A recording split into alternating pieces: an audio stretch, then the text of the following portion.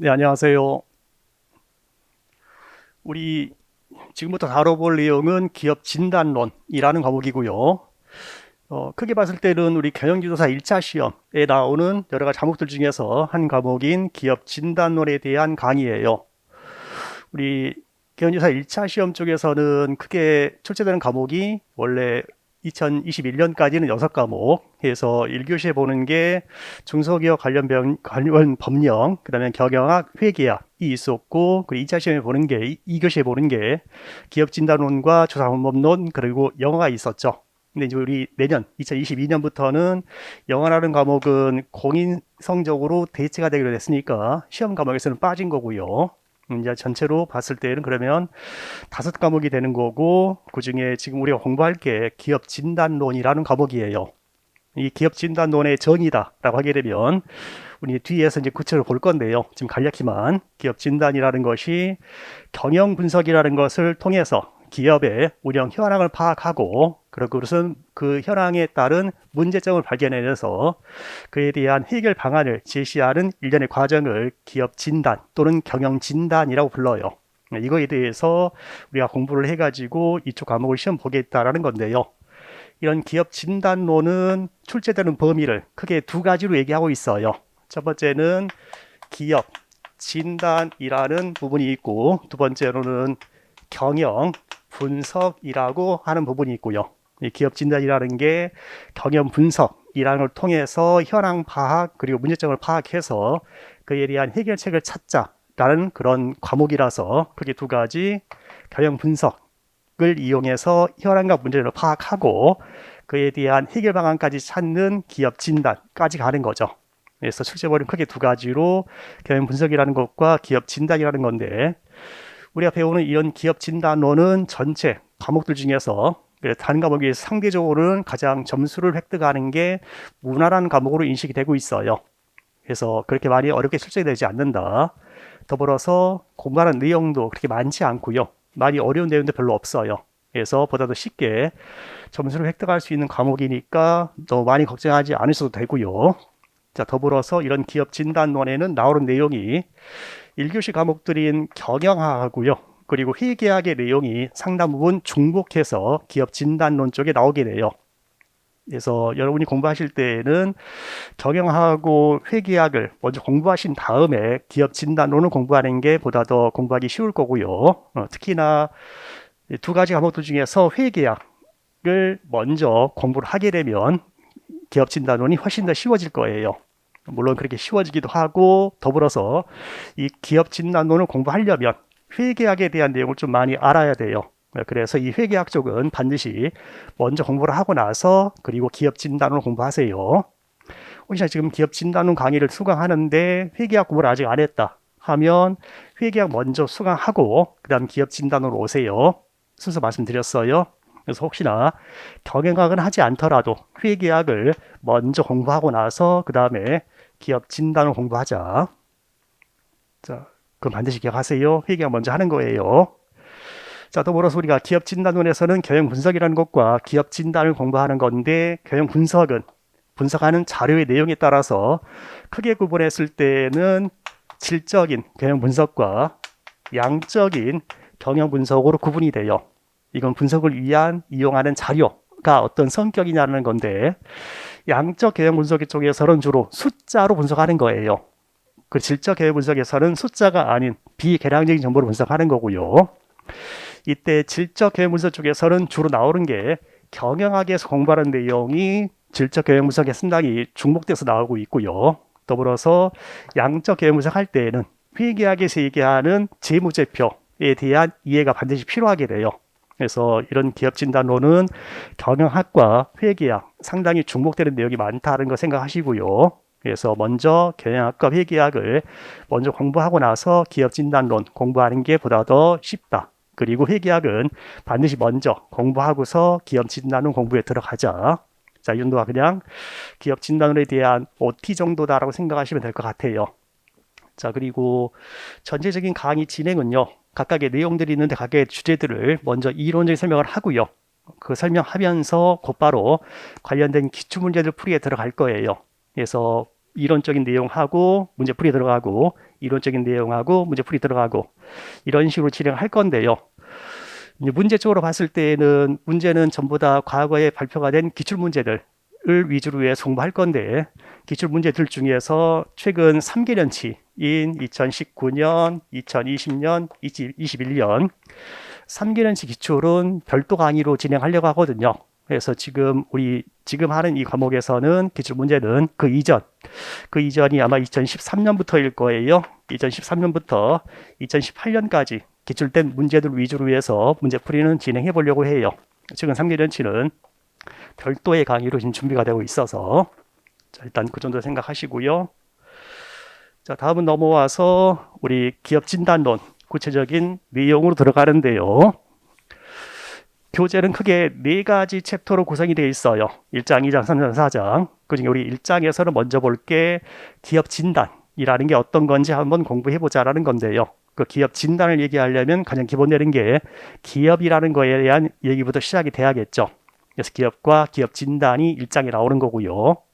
이런 기업 진단을 하기 위해서는 각종의 경영 분석이 필요하게 된다라고 했었죠.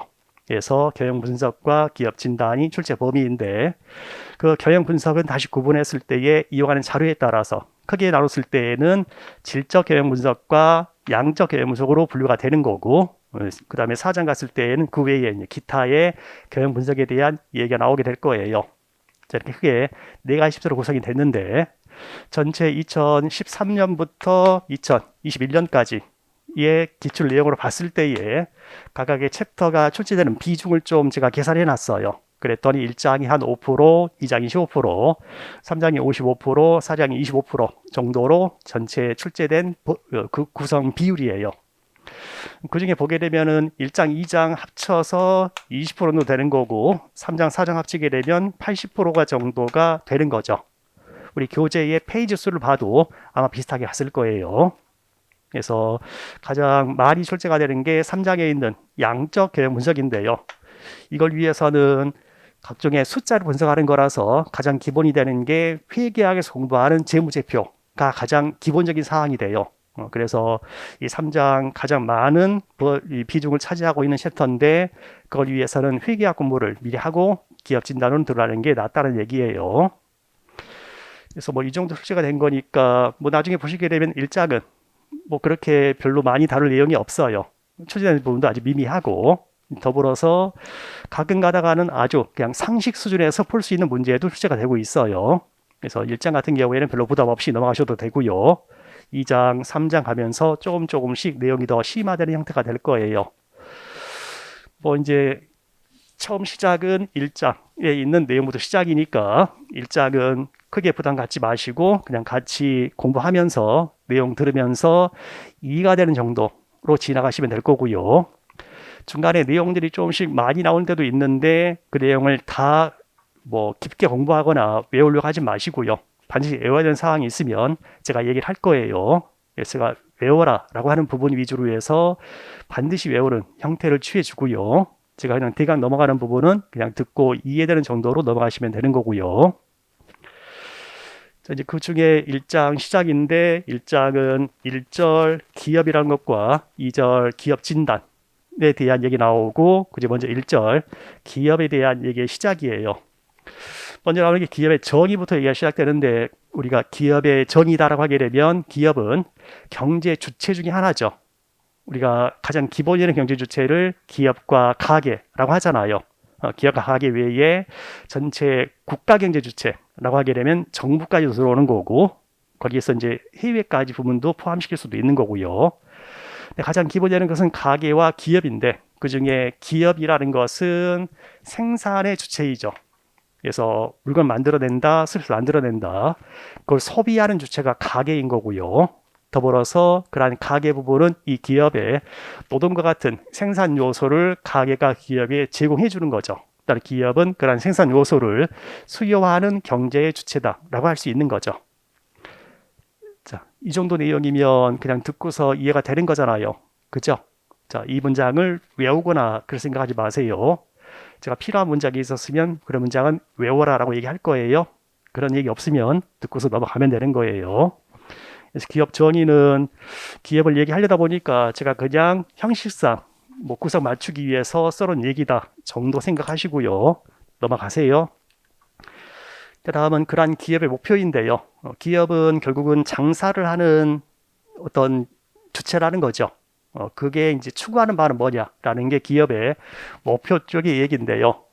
기업의 목표는 좀 여러 가지로 얘기할 수 있어요. 지금 예로 들어오는 게 이윤의 극대화 또는 이익의 극대화를 얘기할 수도 있는 거고, 아니면 시장 점유율의 극대화를 얘기할 수도 있는 거고, 아니면 기업 성장의 극대화를 얘기할 수도 있는 건데요. 얘네들을 그냥 하나 묶어서 전체 크기 하나로 얘기했을 때는 기업 가치의 극대화로 정의하는 게 일반적이에요. 그래서 이윤을 극대화해서 또는 성장을 극대화해서 또는 시장 점유율 극대화해서 결국은 추구하는 게 기업 가치 극대화를 추구하는 거다.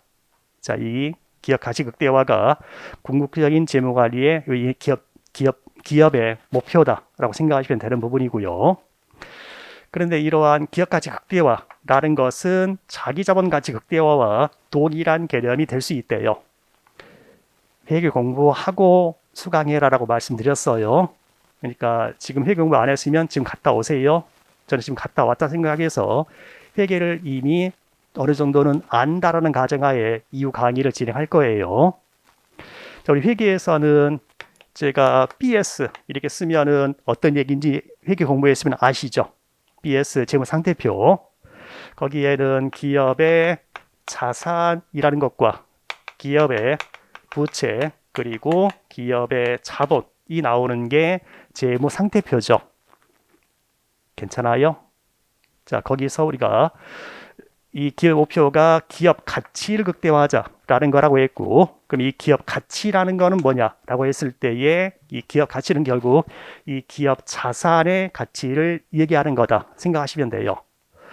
이 기업 자산의 가치가 기업 가치라고 얘기하는데, 이 기업 가치가 커졌을 때에는 부채는 채권자에게 갚아야 되는 돈이잖아요. 만약에 장사를 많이 해서 돈을 많이 벌면, 곧 기업 가치가 커지게 되면 갚을 돈을 더 많이 갚는 건가요? 그건 아니잖아요. 갚을 돈은 정해져 있는 거죠. 그래서 기업 가치 변동과 무관하게 부채 가치가 일정하다라고 가정하게 되면, 기업가 커지면 그만큼 자본의 가치가 커지게 되는 거죠. 이때 이 회계에서는 부채 자본이라고 분류하는 건데, 우리가 이쪽 이 기업을 분석하고 이러는 쪽에서는 부채는 주로 채권자 돈인 남의 돈이다 라고 해서 타인 자본이라고 주로 얘기하고요. 반면에 자본은 내 돈, 소유주의 돈이다 라고 해서 주로 자기 자본이라고 얘기를 해요. 그래서 이후에 혹시나 타인 자본 얘기 나오면 부채다 생각하시면 되고요. 자기 자본 얘기 나오면 회계상에 자본 얘기하는 거다라고 생각하시면 돼요. 그러면 우리가 기업 가치 변동과 무관하게 부채 가치가 일정하다라는 가정하게 되면, 기업 가치가 커지게 되면 그만큼 자본인 자기 자본의 가치가 커지게 되는 거잖아요. 따라서 우리가 자기 자본 가치 극대화는 기업 가치 극대화와 동일한 개념으로 얘기를 하게 돼요. 그래서 뭐 나온 얘기는 기업의 목표는 결국 기업 가치의 극대화이고, 걔는 자기 자본 가치 극대화와 동일한 의미로 쓰이고 있다. 자, 이 정도예요. 자, 그게 기업의 목표에 대한 얘기였었고요. 자, 다음은 기업의 분류 쪽의 얘기예요. 어떻게 분류하느냐 하는 부분인데, 일단은 먼저 국가나 아니면 공공단체에 의해서 설립되고 운영되는 공기업이라는 걸 얘기할 수 있고요. 그래서 무슨 공사 이런 데들이 있잖아요. 뭐 수자원공사, 걔들이 대표적인 공기업이다라고 할 수 있는 거죠. 다음으로 이제 사기업들 쪽인데,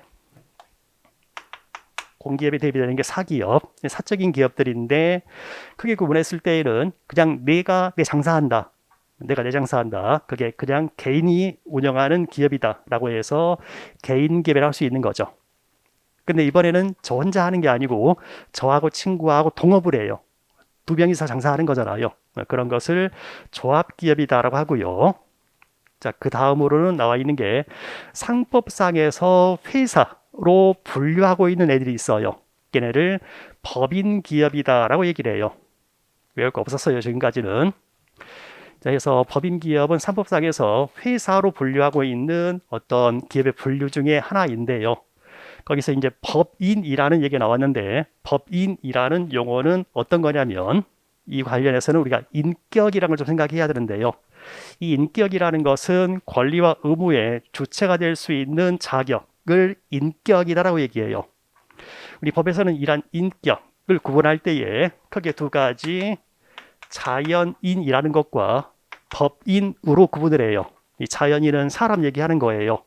사람은 태어나면서부터 인격이 있기 때문에 권리와 의무의 주체가 될 수 있다. 그래서 3살짜리 애가 10억짜리 집을 자기 거로 갖고 있는 거죠. 자, 반면에 회사가 설립되었다라고 했을 때에는 걔는 사람이 아니잖아요. 그럼 회사에 대해서는 법에서 인격을 부여해요. 그래서 이걸 법인이라고 얘기를 하는 거죠. 그래서 이러한 인격이 법률에 의해서 부여되어 있는 자를 법인이라고 하는 거고요. 그래서 회사를 법인이다라고 표현해요. 자, 그러한 법인 기업이 구성이 되는 건데 거기서 산법상에서 이 회사라고 하는 부분은 사원이 다수인 기업을 회사라고 얘기해요. 자, 모일 회자고요. 사원들이 모였다라고 표현하는 거예요. 거기서 사원이라는 것은 회사의 주인을 얘기해요. 사원.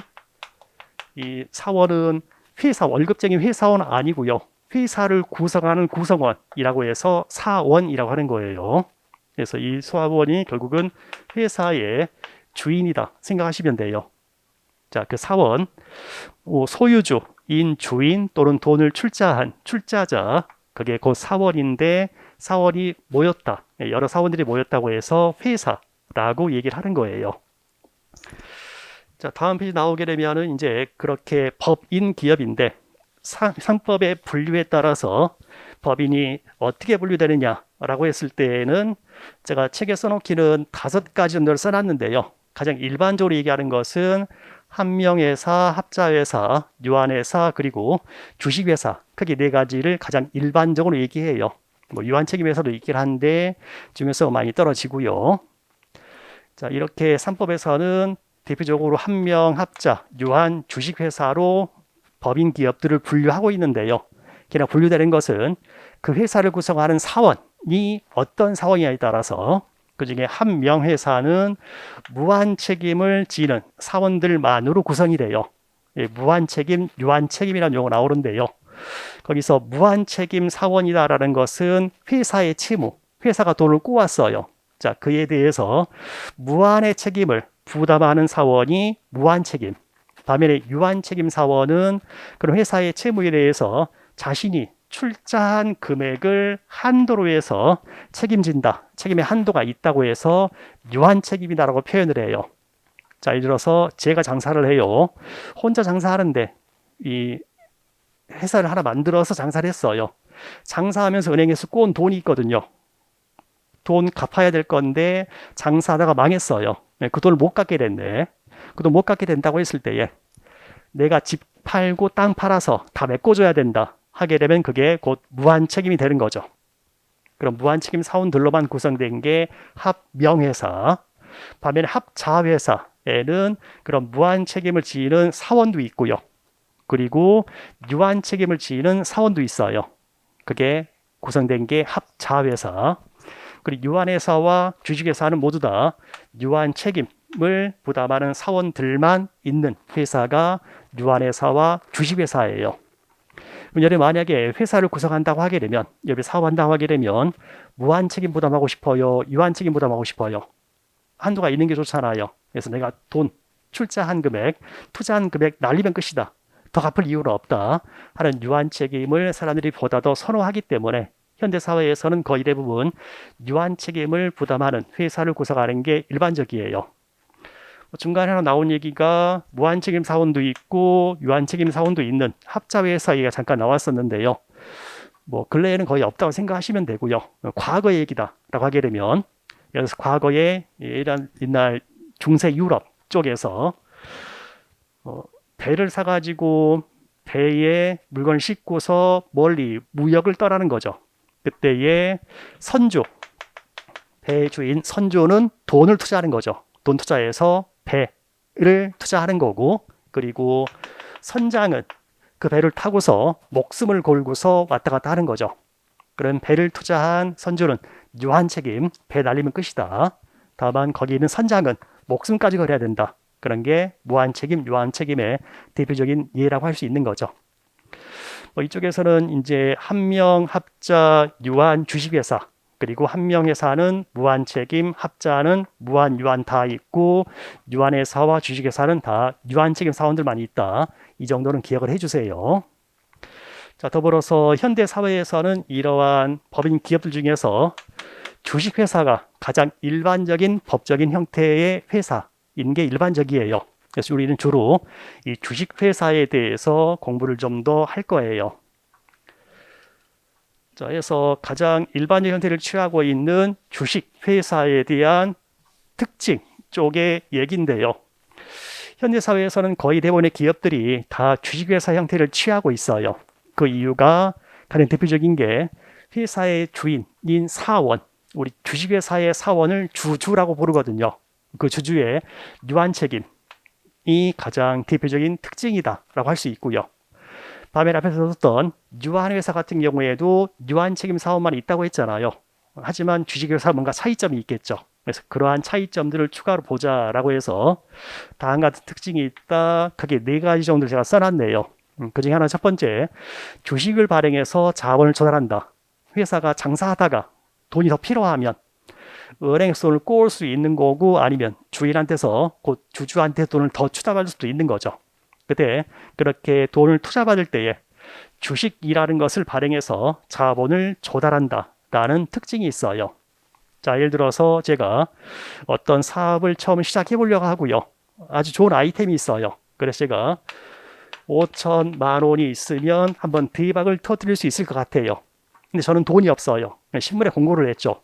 5천만 원 투자하세요. 대박 내드릴게요. 나 공고를 내게 되면은 저에게 투자하겠다고 찾는 사람이 별로 없을 거예요. 왜냐하면 5천만 원은 엄청나게 큰 돈이잖아요. 그래서 공고를 다시 내요. 5천 원씩 투자하세요. 라고 해서 최대 10,000명을 모으게 되면 일부 사람들은 5천 원이면 로또 하는 마음으로 투자해 볼 수도 있는 거잖아요.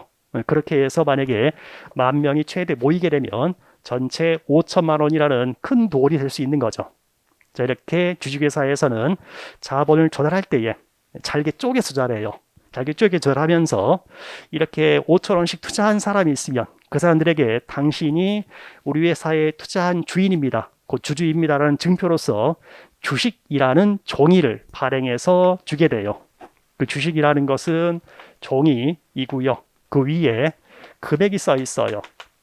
이 위에 써 있는 금액이라고 해서 액면 금액, 페이스 밸류라고 얘기해요. 그래서 5천 원 투자한 사람한테는 이 종이, 주식을 한 장 주면 되는 거고, 10,000원 투자한 사람한테는 이 5천 원 써 있는 종이를 2장 주면 되는 거죠. 괜찮겠죠? 그렇게 해서 최대 10,000명 모으면 된다라는 것은 다르게 표현하게 되면 이 주식이 최대 10,000주가 발행이 되면 되는 거죠. 그래서 10,000장을 찍어서 투자한 사람한테 5천 원 낸 사람한테는 한 장, 10,000원 낸 사람은 2장 이렇게 나눠주면 되는 거예요. 자, 이렇게 잘게 쪼개가지고 주식을 발행해서 자금을 조달하는 거고, 그러다 보니까 작게 쪼갰으니까 엄청나게 큰 돈도 쉽게 조달할 수 있는 거죠. 그래서 대규모의 자금의 조달이 용이하다라는 특징이 있어요. 다음 세 번째로는 자유로운 지분의 양수도가 있는데요. 예를 들어서 이때 회사에 투자했었던 기존에 투자한 기존 주주가 있겠죠. 이 기존의 주주는 저때 2천만 원 투자했던 주주예요. 근데 갑자기 집에 무슨 일이 생겼어. 그랬을 때에는 이미 투자한 돈을 회수해야 될 필요가 있겠죠. 그래서 기존에 투자했던 자금을 회수할 필요가 생길 수도 있어요. 자, 그리고 어떤 사람은 이때는 투자하지 않았는데 며칠 지나고 보니까 진짜 대박이 날 것 같아. 그래서 나도 투자하고 싶다 하는 사람이 있겠죠. 그래서 기존 새로 투자하고자 하는 애들은 회사에 신규로 투자를 하고 싶은 사람도 있을 거예요. 근데 만약에 기존에 주주로 참여했던 사람이 투자금 회수하겠다고 해서 이렇게 굴러가는 회사에서 2천만 원 빼가버리면 회사가 망해버리는 거죠. 자, 그리고 새로 투자하고 싶은 사람은 이때 투자하지 않았는데 저도 투자할게요 라고 나중에 2천만 원 들고 하게 되면 회사에 사는 얘기가 지금은 돈이 필요 없는데요, 이딴 소리 할 수도 있는 거잖아요. 그렇죠? 자, 이때에 주식회사에서는 이 기존의 주주가 자신이 회사에 투자한 증표로서 주식을 갖고 있잖아요. 그 주식을 새로 주주가 되고 싶은 사람한테 주식을 양도하는 거예요.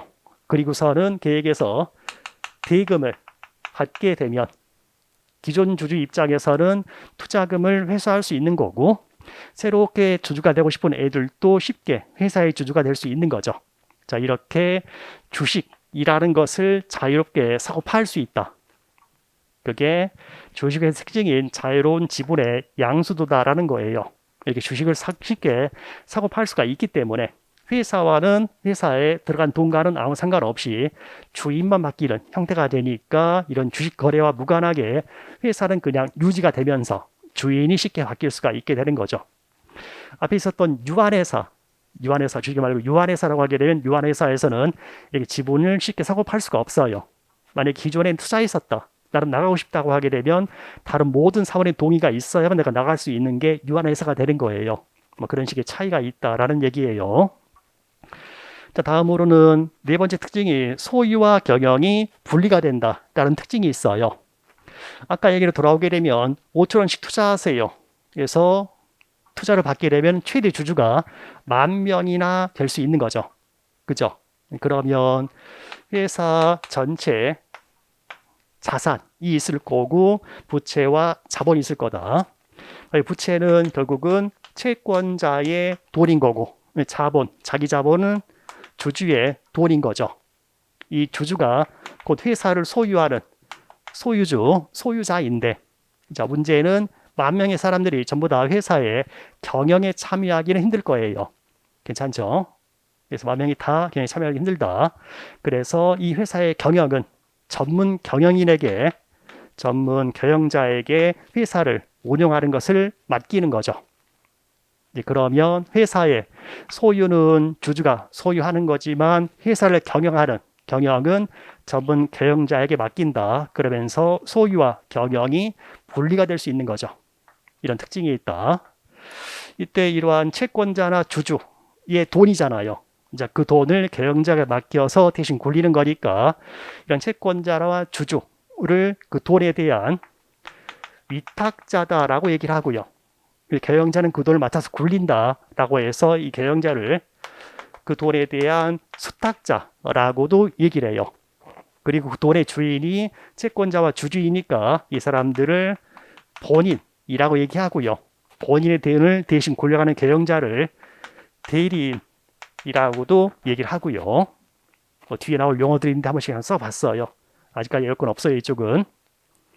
이쪽은 아니고, 다시 돌아와서 주식회사의 특징인데 살펴봤던 게 주주의 유한 책임이라는 부분이 있고, 두 번째로는 주식 발행에서 자금 조달하다 보니까 대규모 자금의 조달이 용이하다. 또한 주식을 쉽게 사고 팔 수 있다 하는 거라서 자유로운 지분의 양수가 가능하다. 소유와 경영이 분리가 된다. 라는 게 주식회사의 특징이다라는 부분인 거죠.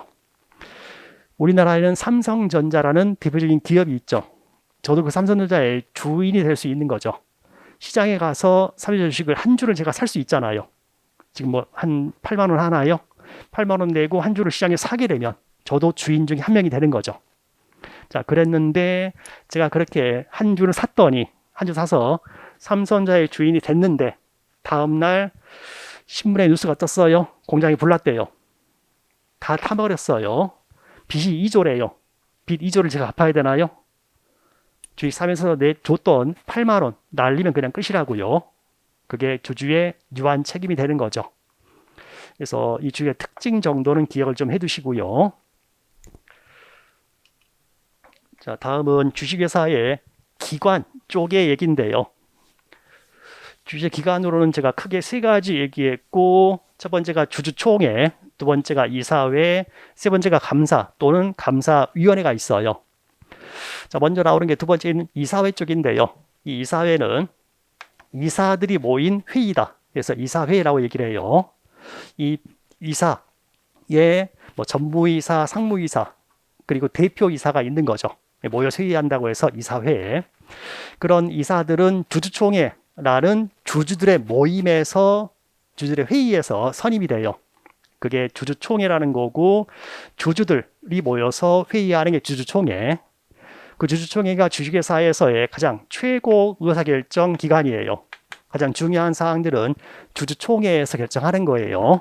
그런데 회사가 이번에 신입사원 몇 명 뽑을 거냐, 아니면 A 제품을 시장에 내보낼 거냐 말 거냐 하는 의사결정할 때마다 주주들이 다 모여서 할 수는 없는 거잖아요.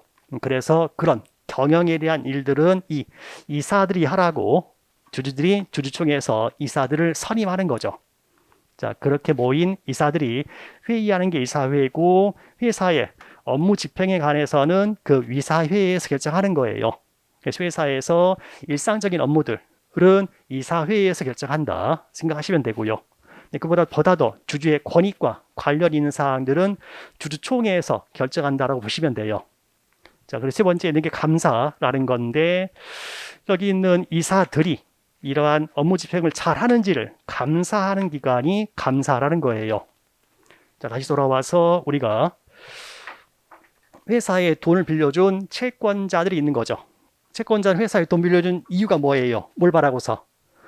돈 빌려줬으니까 나중에 이자하고 원금 합치면 원리금을 받기 위해서 채권자는 회사에 돈을 빌려준 거죠. 그렇다면 주주는 회사에 투자한 이유가 뭐예요? 투자해가지고 장사 잘 내면 이익이 많이 날 거고, 이익 많이 나면 많이 나눠 가질 거다. 그런 주주들은 나중에 이익 분배를 받기 위해서 회사에 투자하는 거죠.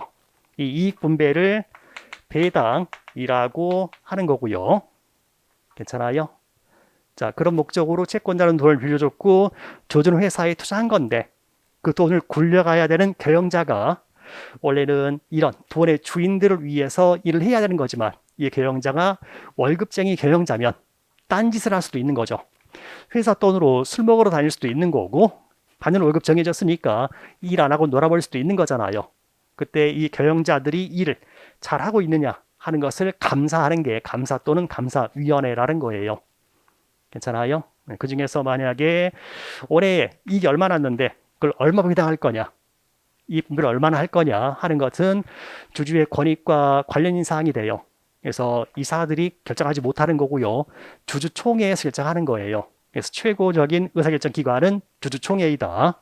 일상적인 업무들은 이사회에서 결정한다. 걔가 일 잘하고 있는지를 감사하는 기관이 감사 또는 감사위원회다. 이 정도 보시면 될 것 같고요. 자, 다음으로는 주식회사의 유형인데, 주식회사를 일종의 분류한다고 했을 때에는 주식회사는 상장 여부에 따라서, 이 상장이라는 것은 우리 주식시장 이런 데서 거래가 될 수 있도록 올리는 거를 상장이라고 얘기해요. 그렇게 주권이, 주식이 상장되어 있는 상장기업과 시장에서 거래가 안 되는 상장되어 있지 않은 비상장 기업으로 구분할 수 있고요. 그리고 그 상장되어 있는 기업들은 어떠한 시장에 상장되어 있느냐에 따라서 다시 유가증권 시장 상장기업과 코스닥 시장 상장기업으로 분류가 돼요.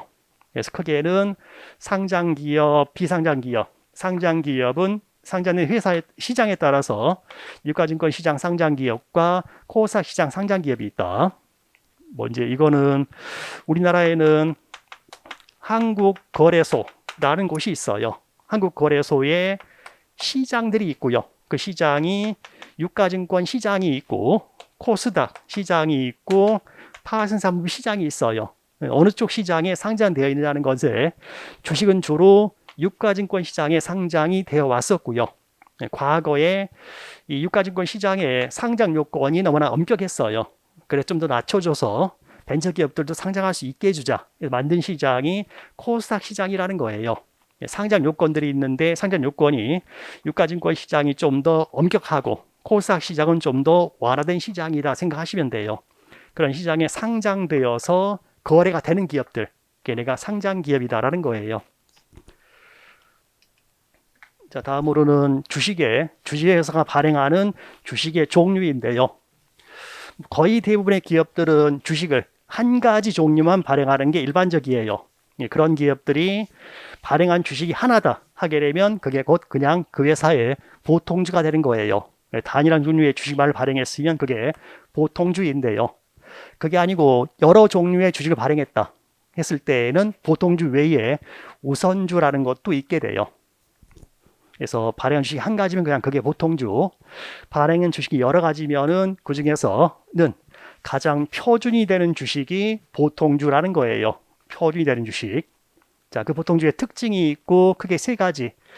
주주가 회사에 투자한 이유가 이익 분배 받기 위해서 투자한 거니까 그 주주들이 이익 분배인, 이익 배당을 받을 권리가 당연히 있어야겠죠. 다음 두 번째로는 의결권이라는 건데요. 주주들이 모여서 회의하는 게 주주총회라고 했잖아요.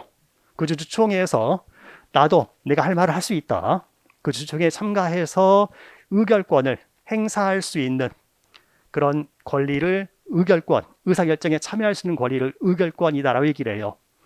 그래서 예를 들어서 올해에 배당을 얼마 할 거냐 하는 거 의사결정할 때에 한 주당 5,000원씩 합시다. 찬성, 반대 이런 거 할 거 아니에요. 손들어서 결정하는데 손들 때에 주식회사의 주주총회에서는 손들 때에 한 사람당 한 손 드는 게 아니고요. 주식 한 주당 한 손을 들게 돼요. 그래서 1주 1의결권이에요. 1주 1의결권. 주식 한 주 있으면 한 손 드는 거고 주식 100주 있으면 100손 드는 거고요. 1주 1의결권에서 보유하는 주식 수에 비례해서 의사결정에 참가할 수 있는 권리, 그게 의결권이에요. 다음 세 번째로는 신주 인수권이라는 권리가 있는데요.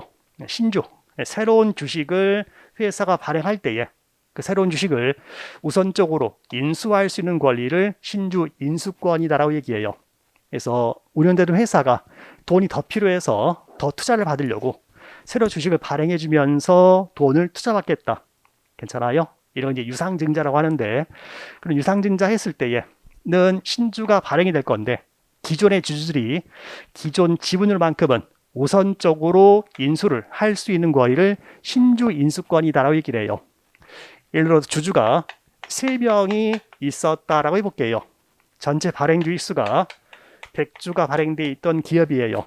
A가 50주, B가 30주, C가 20주를 보유하고 있던 기업이에요. 근데 그 기업이 돈이 필요해서 추가로 100주를 더 발행을 할 거래요. 그래서 신주를 발행할 건데 이 신주 발행할 때에 만약에 C한테만 100주를 발행을 해줘 버리면 이렇게 신주가 발행된 후에 전체 주식수는 200주가 되는 거고 그 중에 A가 50주, B 30주, C는 120주가 되는 거죠. 자, 예전에는 누가 대빵이었어요? 1주 1의결권이니까 50주 갖고 있던 A가 가장 센 애였잖아요. 근데 새로 주식 발행하면서 신주 100주를 전부 다 C에게만 발행하게 되면 이제 최고 대빵이 바뀌어버리잖아요. 그러면서 신주를 특정한 주주에게만 몰아주게 되면 기존 주주의 어떤 의결권이 침해될 수 있다. 그래서 먼저 새로 발행한 주식에 대해서는 기존의 주주들이 기존의 지분율만큼은 우선적으로 인수할 수 있다. 따라서 A 입장에서는 대빵 자리를 놓치기 싫으면 여기에 대해서도 50주를 추가로 인수를 할 수 있는 권리를 줘야만 기존 주주의 권익이 침해되지 않을 수 있는 거죠. 이제 그러한 권리를 신주 인수권이다라고 얘기해요. 자, 그게 보통주 얘기였고 기업이 여러 종류의 주식을 발행했을 때에는 그런 보통주에 대비돼서 뭔가 특정한 사항에 대해서는 우선적인 권리가 있는 주식, 얘를 우선주다라고 얘기해요. 특정한 사항에 대해서만 어떤 우선적인 권리가 있다. 자, 그러한 우선주는 주총에서의 의결권은 없는 것이 일반적이다. 주주총회에서 손들 수 있는 권리가 없어요. 우선주는 일반적으로. 그러면 어떤 점에서 우선권이 있느냐에 따라서 우선주는 몇 가지 분류할 수 있는데 가장 대표적인 게 이익배당 우선주라고 분류되는 애들이 있어요. 우선주가 이익배당 우선주면 이익배당을 받는 면에 있어서는 보통주보다는 좋은 거다. 그래서 예를 들면 배당을 주는데 이 우선주에 대해서는 보통주에 주는 배당에다가 항상 2%는 더 줄게. 우선주니까. 이런 식으로 하게 되면은 우선주에 어떤 이익배당 받는 면에 있어서 우선적인 권리가 있다 하는 이익배당 우선주가 되는 거죠. 자, 혹은 아니면 이 우선주에 대해서는 고정적으로 그냥 매년 10%의 배당을 주겠다. 확정적으로 장사가 안 돼도 배당 주겠다. 이러면 이익배당 받는 면에 있어서 우선적인 권리가 있는 거죠. 물론 이런 우선주에는 이익배당 우선주 외에 전환 우선주나 상환 우선주 같은 것도 얘기할 수 있긴 하지만 잘 나오는 얘기는 아니니까요. 이런 식으로 뭔가 하나의 면에 있어서는 우선적인 권리가 있다. 다만 의결권은 없는 거다 정도만 생각해 두세요. 자, 다음은 문제 한번 풀어볼 건데요. 방금 우리가 주식회사 쪽에 대한 얘기를 했잖아요. 이런 얘기하고 나서 그 다음 과거 기출 문제 중에서 앞서 공부했던 내용과 관련되어서 길드던 문제는 한 번씩 이렇게 중간에 풀어보면서 지나갈 거예요. 자, 봤더니 우리 뒤쪽에 3번 문제로 나와 있는 게 있고요. 자, 페이지로 하게 되면은 12페이지에 있는 얘기네요. 뭐 1번이나 2번 같은 경우는 지나가고요. 제가 문제를 다 풀 수는 없는 거잖아요. 특히나 19, 20, 21년 3년치는 나중에 별도 강좌로 하기로 했으니까 3번 문제 한번 풀어볼게요. 자, 3번 문제 보게 되면은 주식회사 관련 설명으로 옳지 않은 것은 했고요.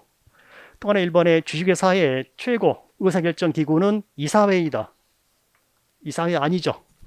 주식회사 최고 의사결정 기구는 이사회가 아니고 주주총회가 가장 최고 의사결정 기구다라고 했잖아요. 그러니까 1번이 틀린 문장이죠. 그래서 주식회사 최고 의사결정 기구는 주주총회이다. 제가 해설에 써놨어요. 그래서 이건 해설을 확인하시고요. 다음 계속 읽어보면은 또래 2번에서는 주주는 회사의 소유주 맞죠? 그리고 유한 책임을 부담한다라는 거 맞는 문장이고요. 다음 3번에는 대규모 자금을 조달할 수 있는 효과적인 개방태다. 주식 발행해서 자금 조달하니까 대규모 자금의 조달이 용이하다라는 특징이 있다라는 얘기했었잖아요. 다음으로 또는 4번에서는 주주는 의결권을 가진다. 1조 1의결권을 주주총회에서 행사할 수 있다라고 했고요. 반면에 우선주는 의결권이 없는 것이 일반적이다라고 했죠.